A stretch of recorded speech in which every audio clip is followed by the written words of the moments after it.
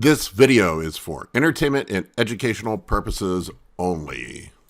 Hey guys, Big Paul here today, and we are going to talk about heavy weights for bodybuilding.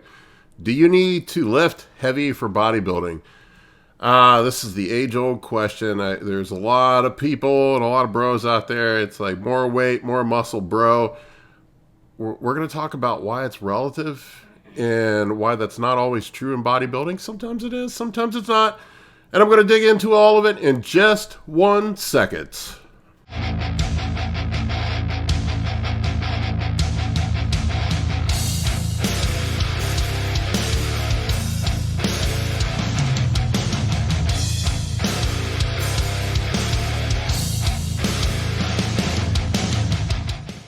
Okay, so let's think about this for a second. There's an old school belief that the stronger you are, the bigger you are. And there is some truth to that. I mean, big dudes are fucking strong. But there are strong dudes that aren't big. So we know that's not always the case. And I work out in a gym where there are a lot of elite level power lifters. And there are a lot of pro bodybuilders. And I get to see both, and I see how each train and how they're different. And I'm telling you, there are some bodybuilders that are not that strong, that are pretty fucking big.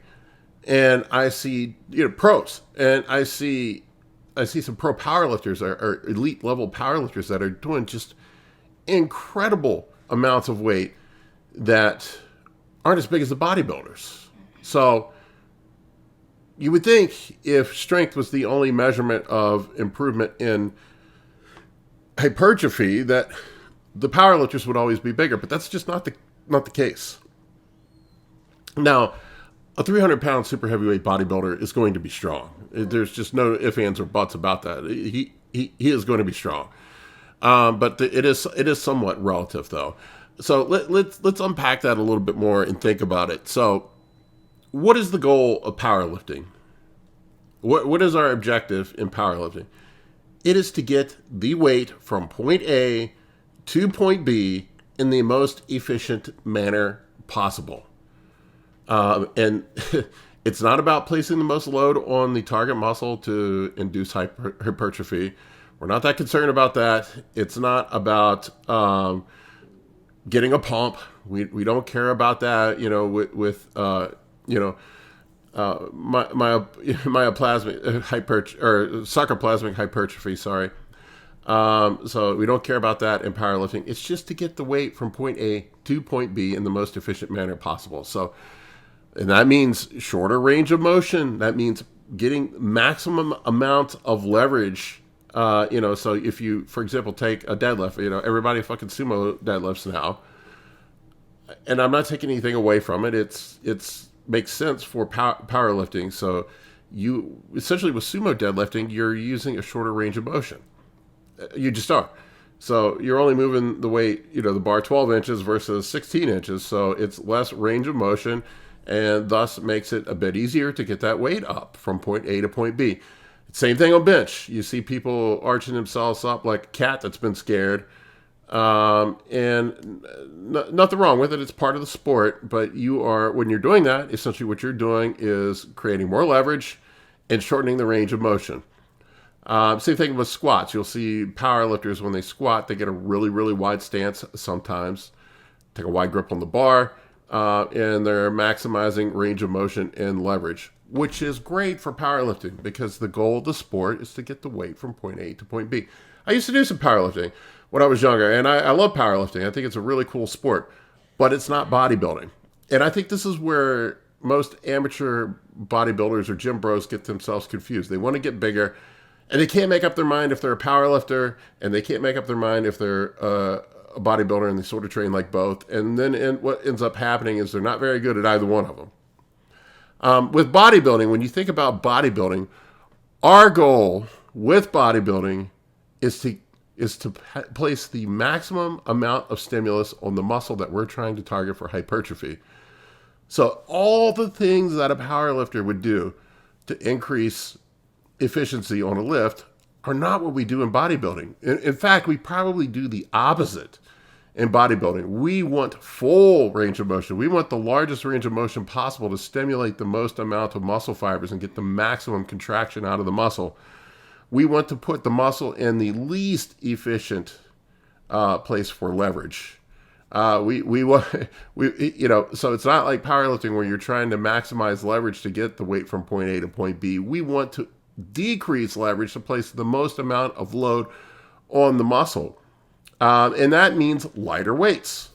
So the weight is relative, so you might be bench pressing 500 pounds as a power lifter, but only doing 315 as a bodybuilder, but you're actually placing more load on the muscle with the 315 as you would with doing a powerlifting style lift with 500.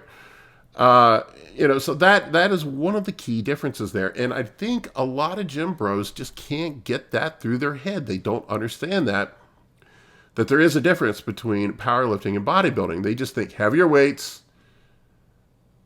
more muscle. And that's not the case. So, and I see dudes all the time in the gym that the ones that can't make up their mind if they're a powerlifter or a bodybuilder, and they have really short range of motion. They're heaving up weights that are too heavy for them. They're bouncing the weights. They're arching. They're doing all this stuff that's not maximizing hypertrophy. But they're not training for a powerlifting meet.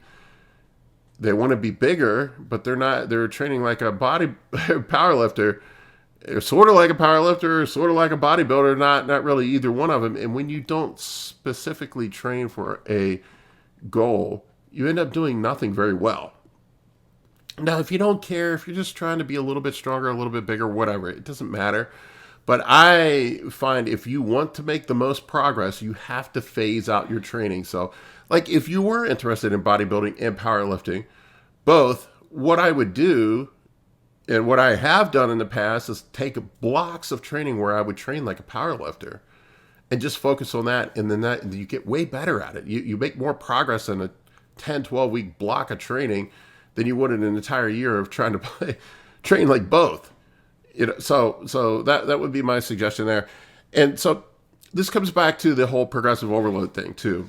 I'm a Dante Trudel disciple. I started out on DC training. Dante trained me a long time ago, and I'm a believer in a lot of his philosophies, and I followed a lot of Dante's stuff. And I think one of the things that Dante taught that has sort of gotten bastardized over the years is the heavyweight mantra. And that's beat the logbook every week and try to put more weight on the bar. The stronger you get, the bigger you will get. But what people miss, and that what Dante taught, and I learned from Dante, is everything that Dante did was very controlled with the form. Extremely controlled. Full range of motion. In fact, we were doing extreme stretching, like beyond full range of motion. So it was full range of motion, very controlled negatives, 3-second negatives on everything, which I don't see people doing in the gym. So the logbook, beating the logbook was within those parameters of training. You had to have strict form. And if you modified your form to beat the logbook, you didn't beat the logbook. So I see guys that are constantly trying to beat previous PRs, but they're doing it by just cheating. They didn't get stronger, they didn't get bigger, they just got better at cheating. So it serves no purpose. It's like the dudes I see doing the 800-pound calf raises with 13-inch calves, or the guys I see on the leg press, piling every fucking plate in the gym on the leg press, but they got a 3-inch range of motion and they got Twizzlers for legs. That what are you doing? What are you doing? What are you getting out of that? Absolutely fucking nothing. So I do believe that you should increase weight. I think volume plays a role in it too. That's another attribute that we can manipulate when we're doing bodybuilding training. But you increase weight in the parameters of strict form, where we're placing maximum load on the target muscle within a prescribed rep range that is appropriate for hypertrophy. So that's typically somewhere, depending on the exercise, like if you're on a compound exercise, it seems like we bottom out around 6 reps. Anything below 6 reps is really not that productive for hypertrophy. I think 8 to 12 on compound movements is ideal. I tend more towards 12 now that I'm older because I reduce risk of injury that way because I'm not putting heavy weight on the bars and putting a lot of stress on my joints. I think on compound movements, somewhere in the 10 to 15 rep range, even upwards of 20 on isolation movements is probably ideal with strict form, full range of motion, placing maximum load on the muscle, not doing things to modify leverage just so I can put up more weight. And if you live within those parameters, then yes, try to increase your weight as you progress. And if you can get stronger within those parameters, absolutely, you're growing. But if you're modifying those parameters, you just got better at cheating. You didn't get bigger. All right, guys, that's all I got for you on this one. If you want to tell me how wrong I am, put it in the comment section below. I appreciate each and every one of you. I really do. Thank you for watching my channel, guys. Rock on. For coaching or consultations, head over to www.anabolicbodybuilding.com to book your spot today. I can help you with optimizing hormones, fat loss, muscle gain, physique, athletic performance, nutrition, and health. For more information, shoot me an email at bigp3rd@gmail.com.